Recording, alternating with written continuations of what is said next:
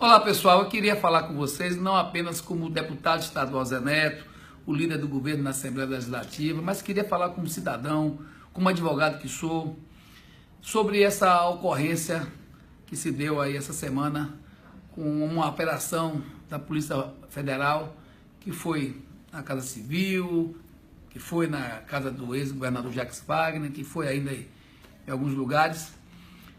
E dizer a vocês o seguinte, gente, um inquérito que está aí desde 2013, 5 anos.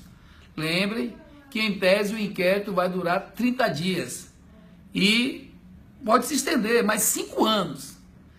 Aí de repente, coincidentemente, quando temos uma semana que há um arquivamento de um processo parecido com esse, que tratava dessa história dos relógios, do Caixa 2, não sei o que e tal, no TRE, inocentando o ex-governador Jacques Wagner, aparece na outra semana essa operação.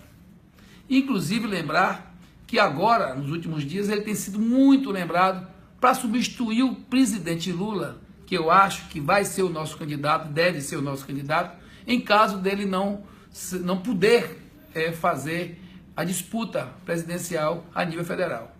E de repente vem essa operação, vai na casa do Wagner. Aí você pergunta, e o que é que aconteceu com isso? Nada. Tem fato novo? Nenhum. Aprenderam alguma coisa importante? Não. Pegaram alguns relógios deles. Alguns relógios dele. Gente, relógio. Imagina. De um ex-governador. Aí, vamos embora. E ela ainda não avaliou os relógios, né? Mas é a única coisa que apareceu, que inclusive foram objetos de um arquivamento há pouco tempo no TRE, como eu já falei. Não tem sentido. Aí, de repente, você pergunta, como é que foi isso? A Fonte Nova custou 668 milhões. 400 milhões desses 668, junto com a PPP, foram recursos oriundos de empréstimos, junto ao Desembaía, ao BNDES. E, de repente, se custou 668, 400 milhões foram de empréstimos. E aí eu te pergunto, e aí a Polícia Federal está dizendo que 450 milhões são de propina. Onde, como é que encaixa isso?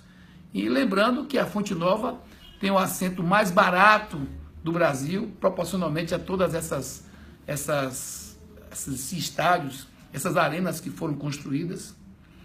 E, além disso, não é razoável, mas não é razoável mesmo, o fato de achar que um pagamento feito numa ação da SEB, de um débito de 1,4 bilhões, já em estágio final, que transcorreu em todas as instâncias, que já estava já em execução, com confissão de dívida, contraído esse débito lá atrás, no governo, se eu não me engano, de Nilo Coelho, nós já encontramos o pipi na bomba para explodir na nossa mão.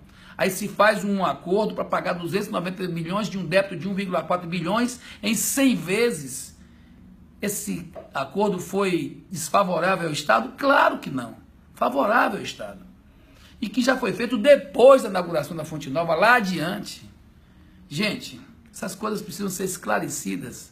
Porque você que está aí me ouvindo agora, me assistindo, pode ser vítima disso também. Eu sou desses que aposta, ao final, numa Polícia Federal e num Judiciário altivo e que responda com determinação, com legalidade, todas essas questões.